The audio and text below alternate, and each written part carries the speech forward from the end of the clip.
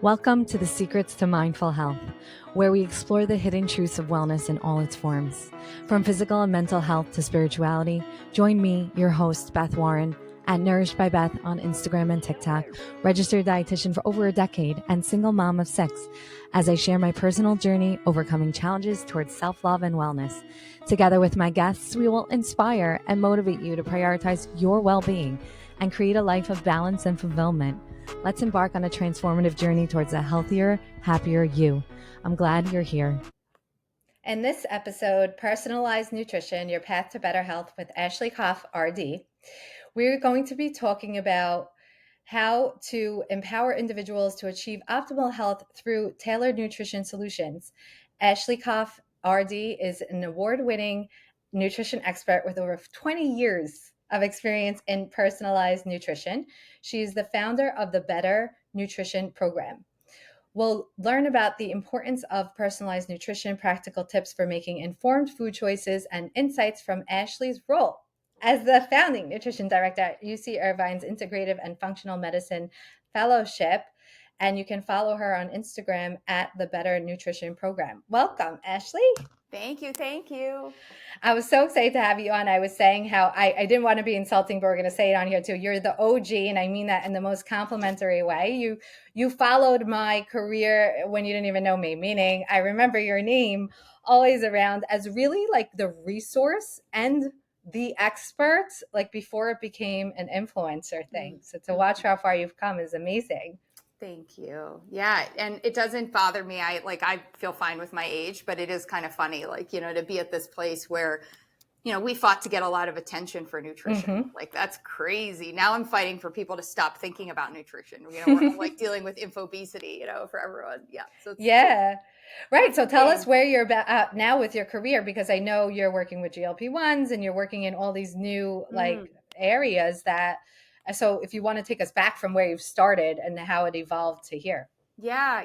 Well, it started, for me, I think we all have our origin stories, but my origin, I am a child of the Midwest. I grew up in Columbus, Ohio, literally never was thinking about a career in healthcare. In fact, I was thinking about the opposite. My dad was a surgeon, and I was like, yeah, not what I want to do. I was like, I love Angela Bauer. It was this TV show called Who's the Boss? And hunky Tony Danza was at home, and she was an ad exec, and I love selling things. So I went into advertising. I was like, that was my thing. But I was definitely a child of, it later became clear for me. But as I experienced it, I was a child who was healthy, but had this belly. And so I was cute with a belly, big curly hair. And then I was a fat girl. And so then it was not cute. And then you try everything dieting, and it's, I actually felt like I was such a failure at dieting because I met people, especially in college, who were really good at eating disorders. And I was jealous, which is horrible. Mm-hmm. That's so to think gosh, I just wish that I could actually be a good anorexic or bulimic. Right. Mm-hmm. So it didn't become clear to me until I hit this rock bottom. I had this crazy experience. I'd gone through all of what healthcare offers you, right? They go and they check you out in all these ways, and they're like, Ashley, you're totally healthy. But I did have this on the side. I was taking antibiotics easily in my early years, easily 5 to 7 times a year, if not more.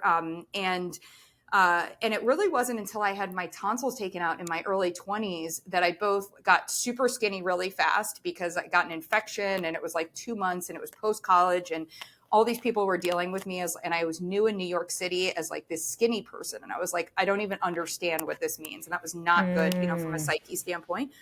Anyway, it turned out I had digestive issues, and that led me from, at the time, I was selling sugared cereals. I was creating commercials for Kellogg's. I was telling you how good of a breakfast, extra cereal, extra sugar in your cereal was. And I was dealing with my own health issues. And so I ended up randomly, after a 7-day goat's milk cleanse that a woo-woo put me on, telling me I had a worm, meeting an integrative gastroenterologist who was like, you actually don't, but you have legit nothing helpful in your digestive system. And so for me, that whole experience, I was like, wow, I never want others to go through this. And I also feel what I learned in marketing was if you take a marketing approach, you can actually help people understand this. And I recognized that like, I just didn't have any of the resources. I kept being told either I was healthy when I knew that I wasn't. So many people listening probably have that experience.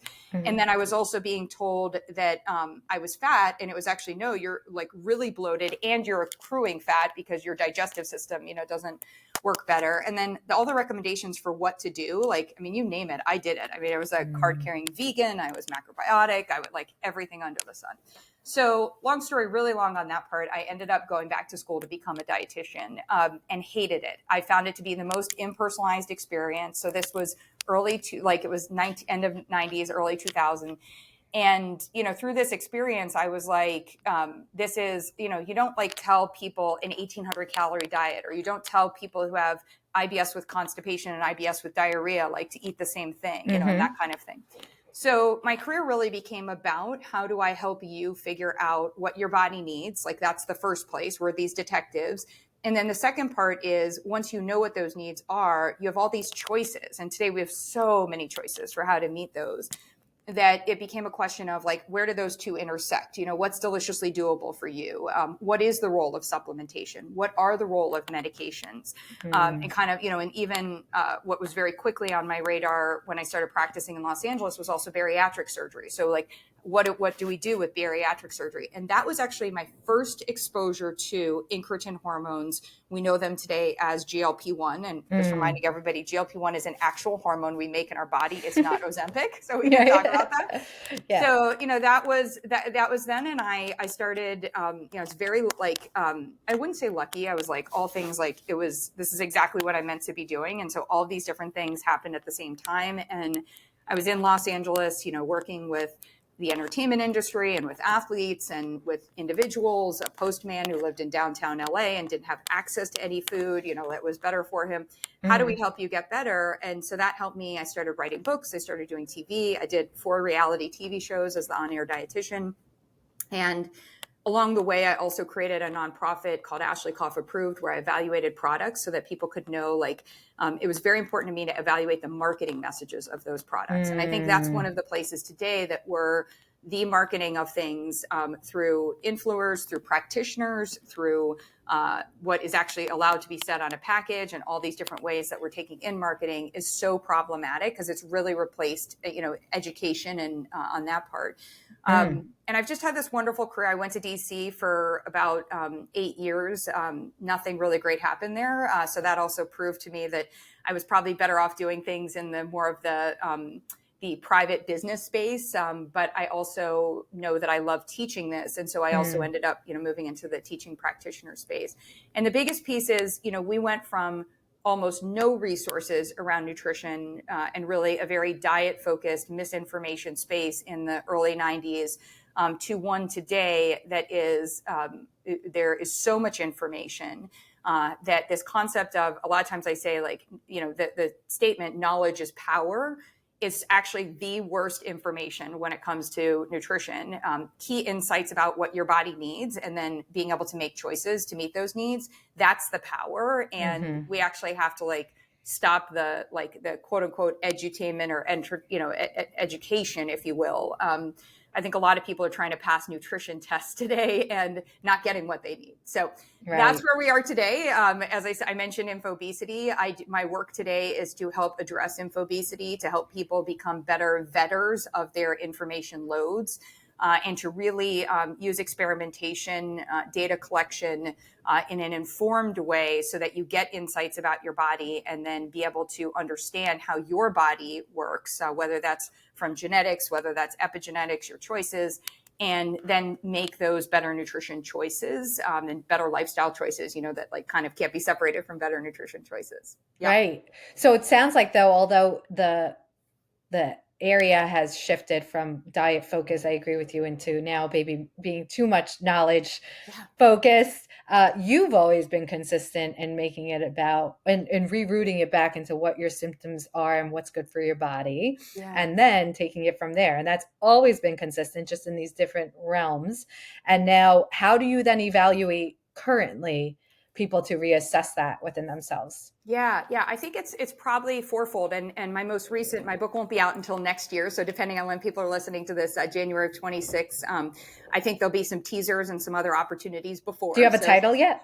No. Okay. So I was like, you didn't tell us. Exactly. Okay. Exactly. I can tell you what it's about, but before I get to that, what I would say is that one of the key things is that we are doing assessment incorrectly. So we've made improvements. We could look at blood sugar, we could look at cholesterol, we could look at weight, and in all of those places, we started off looking at like big aggregate numbers. Like you get on a scale, let's measure your mass, right, or your body mass index, and we know that's completely flawed. We need to know your weight composition. So your fat mass, we need to know what kind of fat mass, like visceral fat mass, et cetera.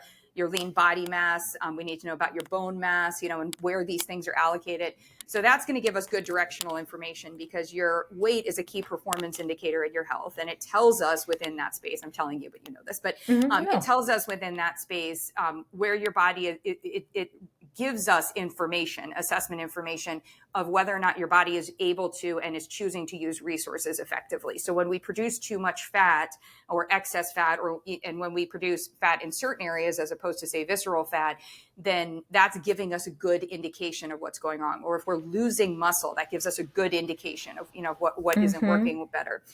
Similarly, we had total cholesterol, then we got to like LDL and HDL, and now we know that so much information, the particle size, the density, like what different lipoproteins look at. I look at ApoB, ApoA, I look at lipoprotein A, depending, we have better information in there.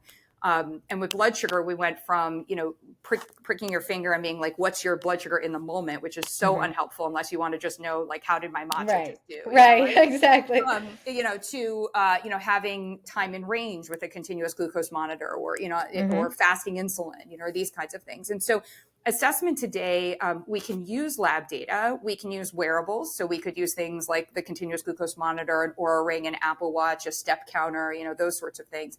But we have to be careful to not use them inappropriately for data collection. One of the ones that I hate is when people are using apps that look at their total intake in the day, what percentage of carbs, what percentage of protein, what percentage.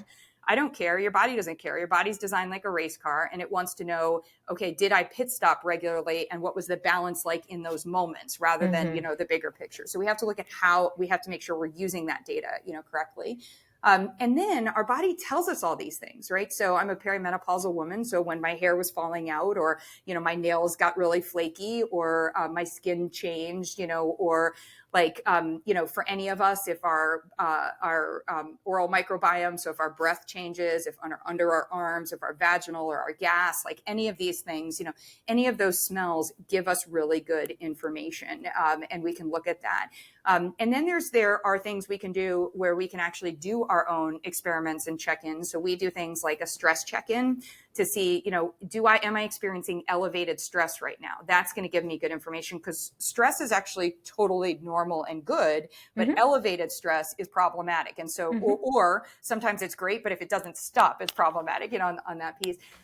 We do an experiment on hydration. Are you a hose or a sponge? So if you're drinking water and you're peeing it out really quickly after, you're not absorbing it. And so a lot of times we give credit for taking things in, like, oh, I ate kale and salmon. But if your digestive system isn't working better, then it doesn't matter if you ate that, if it's eliminated quickly, or if it's stuck, and it's not getting out.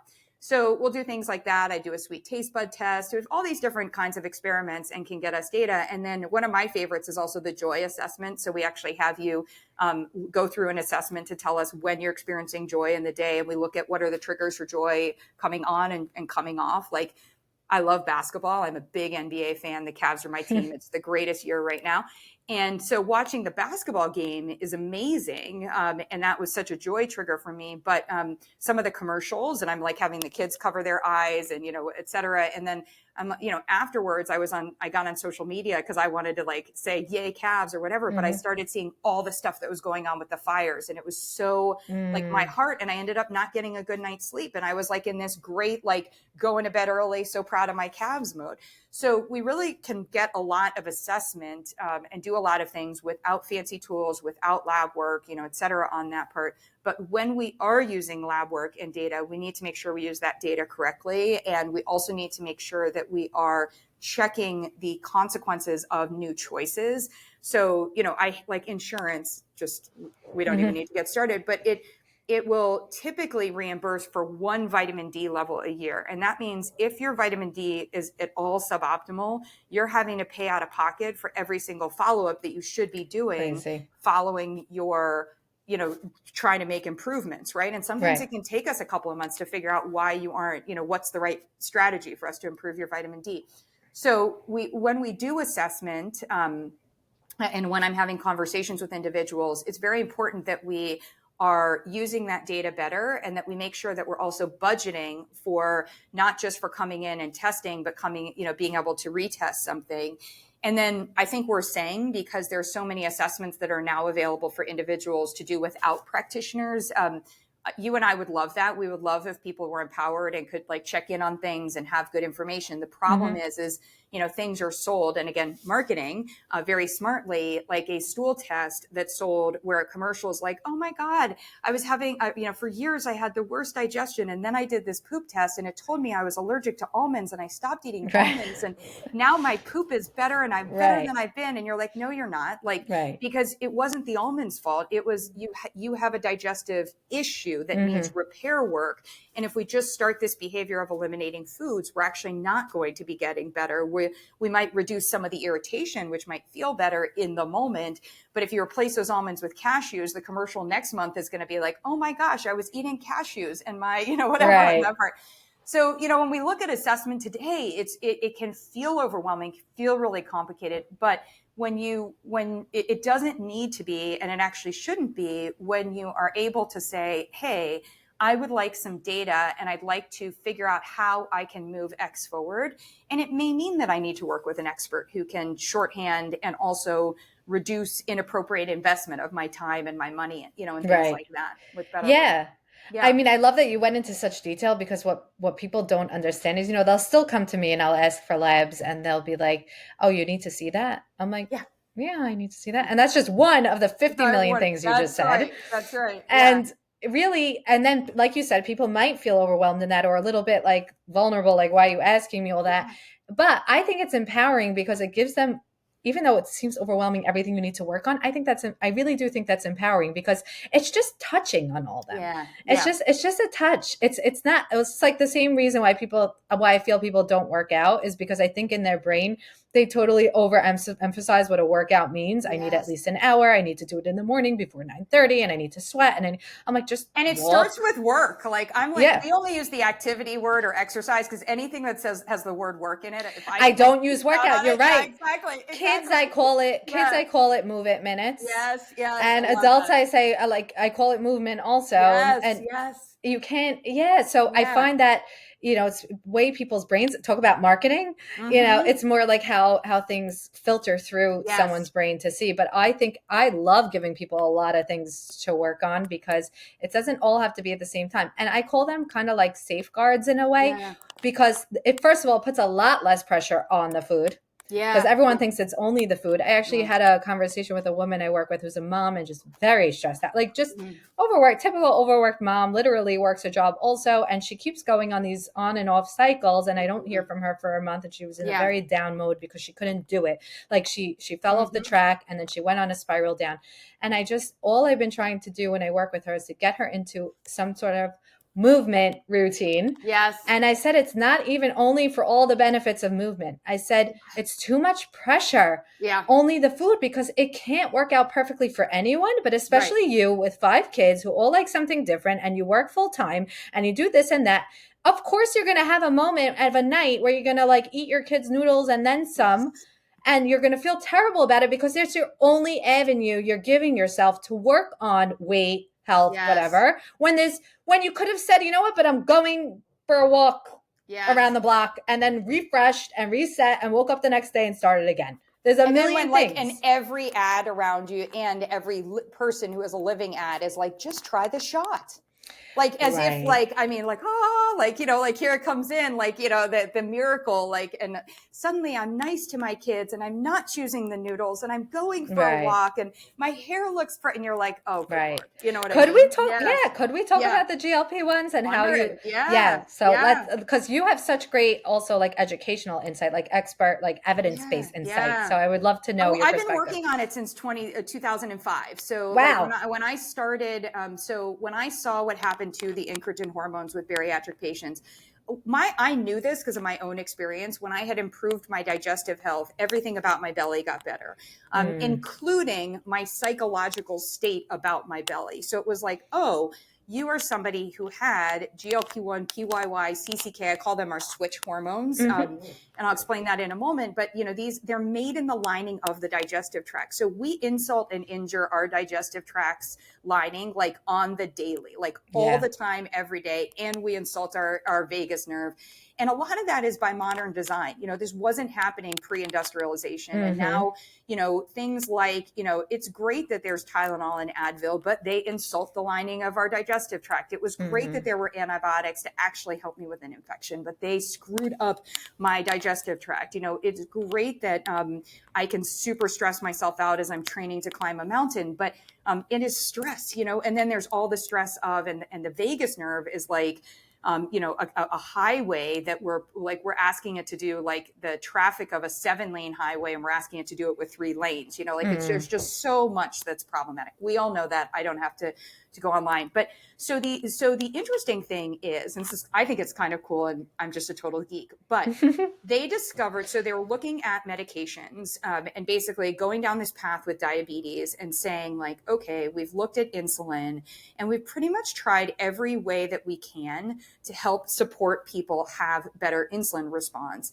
Now, but we know that that your intake is going to impact, right, your insulin response.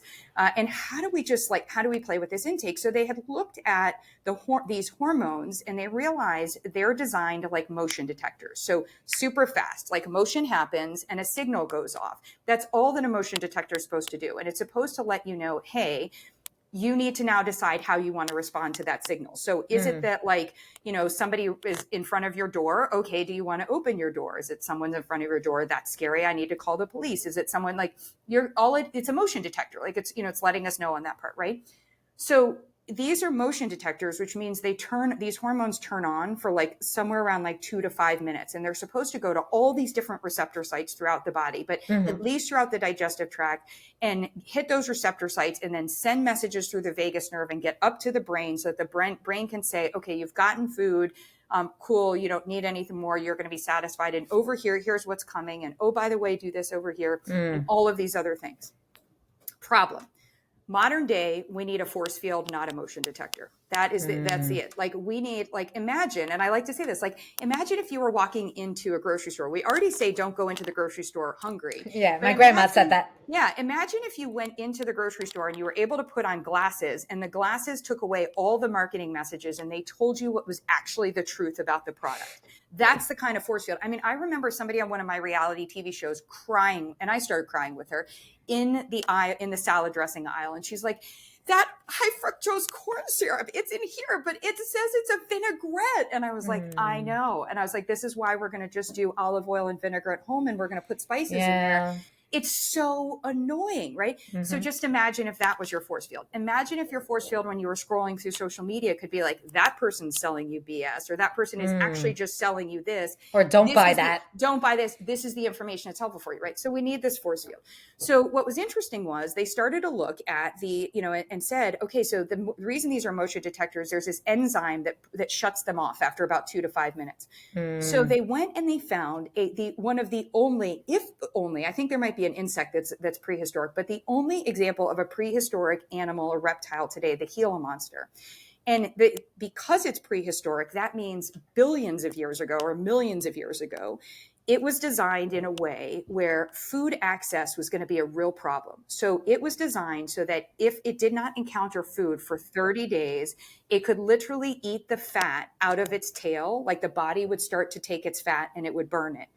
Imagine if we were designed like that. Imagine if we were, if like suddenly we don't like have to worry about, is there access to food? We could just burn the fat from our tails or from our bellies or from wherever they are.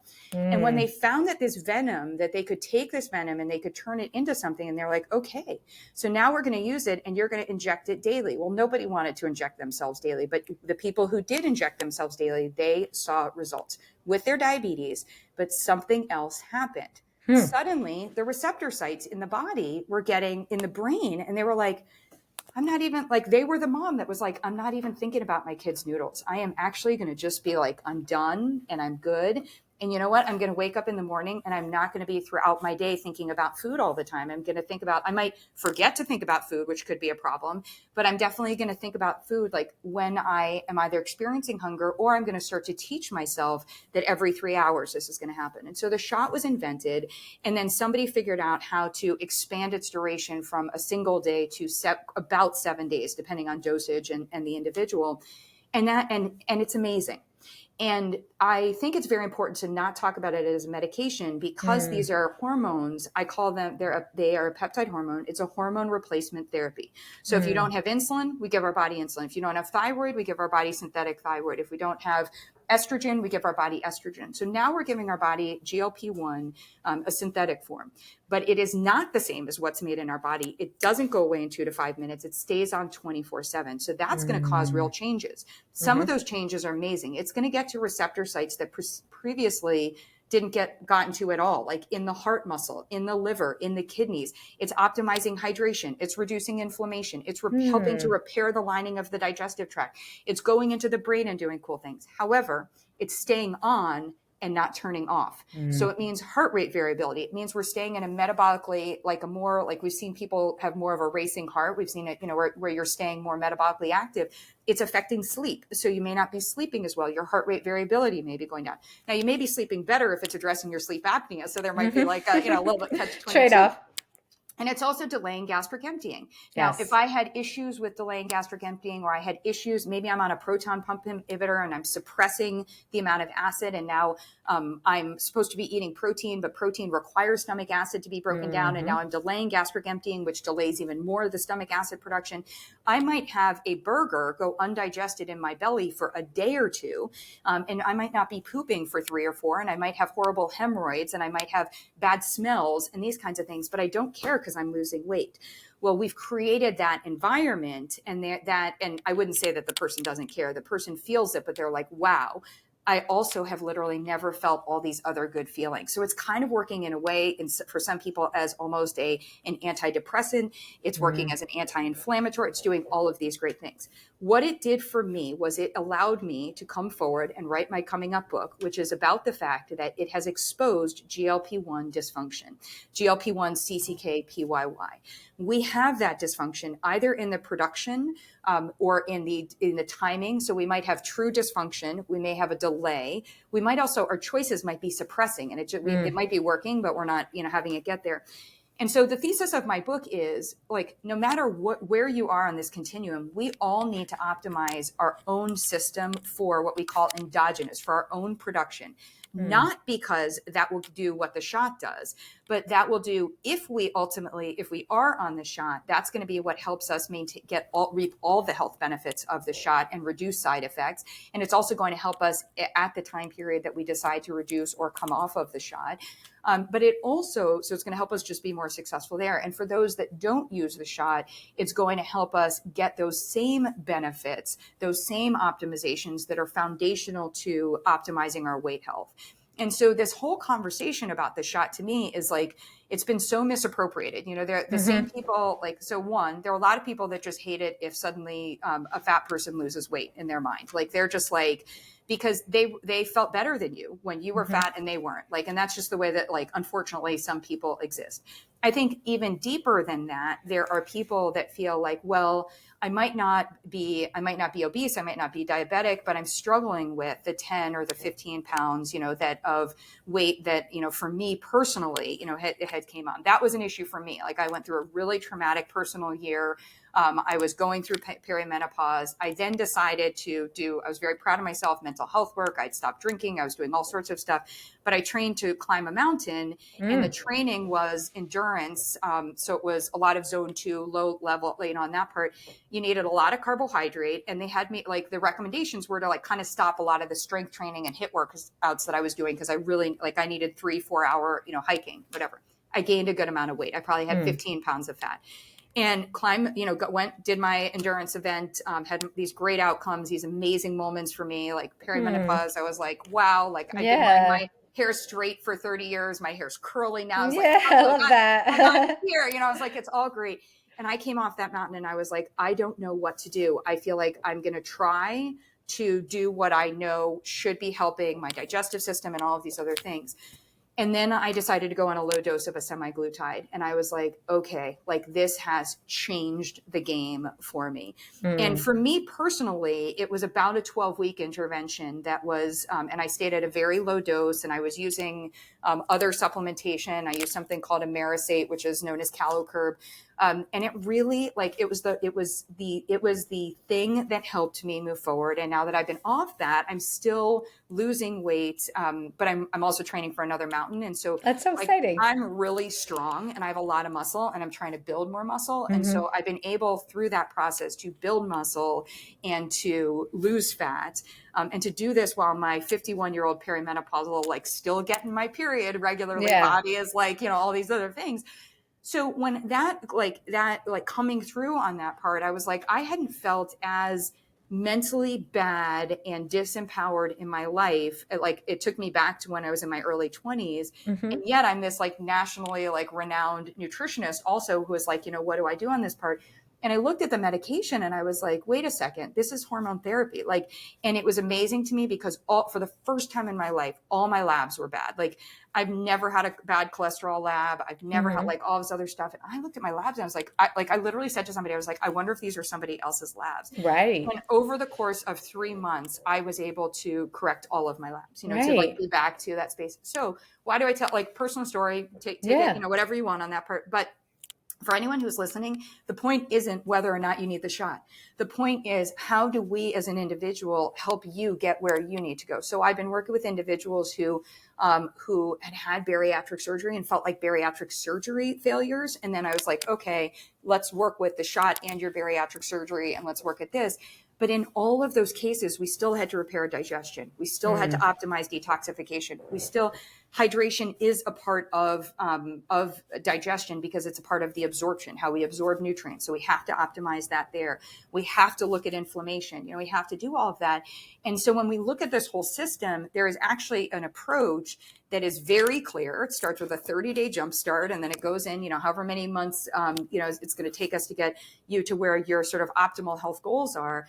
But it also does us something that I think is really powerful in this space, and that's permission to live your life. And for some people who use a shot, it is permission to lose their life. And I will tell you, just one of the stories I'm the most proud of is not my own personal. My personal journey is, like, to be written. And to be honest, I really wanted to try semaglutide so that I could also, I used a compounding version and whatever, but I wanted to try it. So as I was writing my book, I could say, like, I've tried this. Here's the experiences, right? 2 days of constipation. I was like, never again. Like, how do you hack that? Like, all of those things. But I have worked with a mom and her daughter, and the mom had her own results, and she's a 50-something mom. And she was like, she, called me one night. It was post a concert, and she was crying, and she was just like, and we're the same age. So she had gone to this musician that I knew, and she's like, this is, she's like, number one, I don't ever let them take this medication away. I said, hey, first of all, like, whatever happens in this space, just know we've figured out what your body needs, and we're going to be able to get your body what it needs. So, like, we've got a plan here, and she's like, and I'm just so worried about my 20-year-old daughter because she's gone down this path, and I don't want her to live 20 to 50 the way that I did. She's like, I feel like I was in an abusive relationship with my body and my food and my health for 30 years, And so we had this whole conversation, and her daughter is an athlete. Her daughter is like this amazing, like, just a brilliant woman, like, she's going to do amazing things. in the world. And so we started working together, and, we had, we made the decision for her to start, and she stayed on a very low dose, and she had some underlying digestive issues. So we had to work on those. And she's, in the course of her senior year, she's taken off 60 pounds, and she is so healthy. And that's the thing. And she's learning, she's I just was so screwed up about nutrition. And I'm I can't even imagine and I was oh, I remember being 20 and how screwed up I was. And I can't even imagine being 20 today with all the access to this information, how screwed up. And I was this is and she's now I feel we can, moving forward, I'm learning how to work with my body. And I was I can't think of anything. So this is generational change. And again, if people want to, if somebody feels the medication isn't a good thing for them, by all means, I have no issue on that part. Same thing if you don't want to take estrogen, or maybe because of your health, you can't use that. We have other things that we can do. But, I think it's just this, let's not judge the medication. And then on the flip side, it's being used so inappropriately. Right. And you'll notice I talk about semaglutide, which is just the GLP-1 agonist. Now, because of the popularity, there's dual agonists. So there's GLP-1 GIP, which is tirzepatide and Mounjaro and some of the others. And people are faster weight loss, more weight loss, and all this stuff. And we're and maybe there's a benefit for that. But in a lot of cases, I get very nervous when we turn off two sets of hormone responses. And then they're up to, in the research, there are 124 patents pending, and research studies being done to try to bring forward other agonists. So this marketplace is just going to get, it's like when statins first came on the market. It's going to get, flooded and overwhelmed. So what I would also say is, it is so problematic for use if it is being used incorrectly. Right. And I think that's to me, that there's, all the opportunity and benefit of something. And for my practitioner colleagues that are this is so wrong and we should just focus on root cause medicine and all this stuff, great, you focus on that. But if somebody comes to you and this is what they're interested in, please do me the favor of just sending them over to somebody else, rather than making them feel badly about, their interest or their pursuit, because I think people can't be objective right now. I think they feel they feels a lot like the vaccine conversation. You need to take a global stance as opposed to what's better for the individual. It's better for the individual, and look at everything isolated a bit. I think one thing that I think is a major takeaway from what you said is that on a basic hormonal level, if you take just the GLP-1 or the Ozempic, use it as a tool, and then you have to, sounds like you're saying you have to align that with lifestyle, diet, work on it with it. You need to, first of all, for the effects.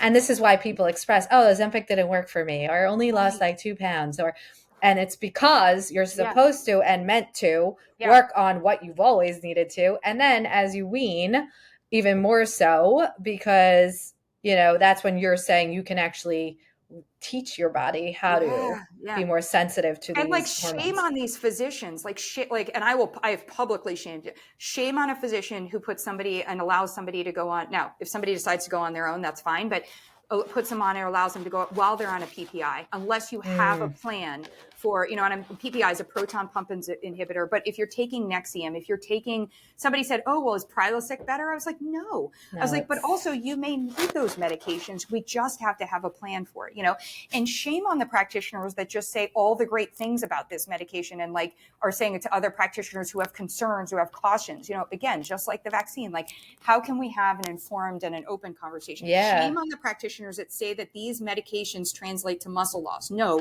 if your patients are losing muscle on this, you're not working with them effectively. Exactly. I stopped that right away. Oh my God, it's so it's not necessary. On that part.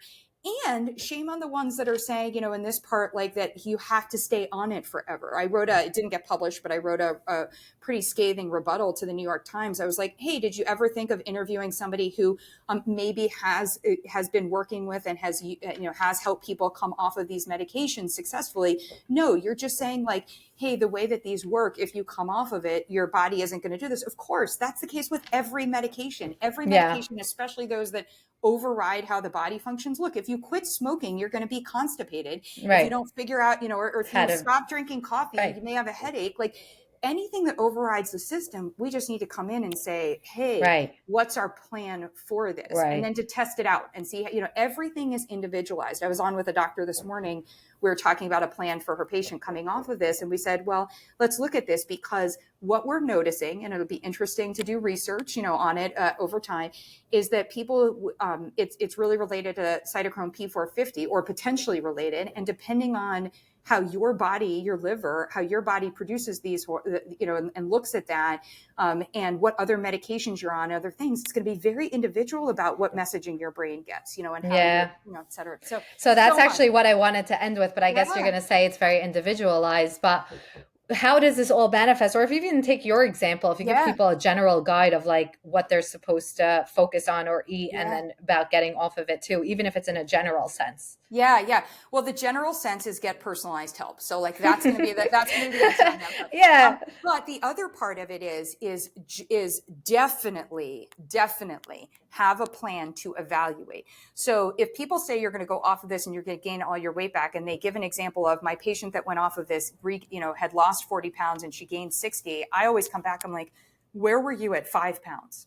Like, where were you? Like, this is your fault.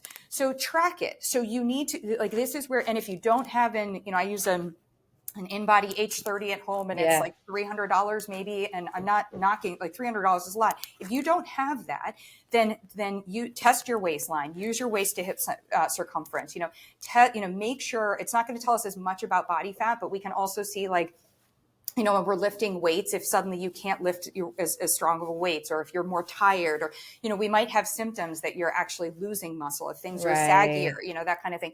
So for me, it was really about just testing and like actually, and trusting, and seeing. And then something else is really important. The other part is having a plan for when life just, on that part. So I had somebody who's been off her medication, who we weaned off and has been off the medication for about 6 months. And she's going through the most brutal divorce. And it was an overnight situation. And she was, everything. It's her finances, it's her kids, it's her, all of this pulled out from under her.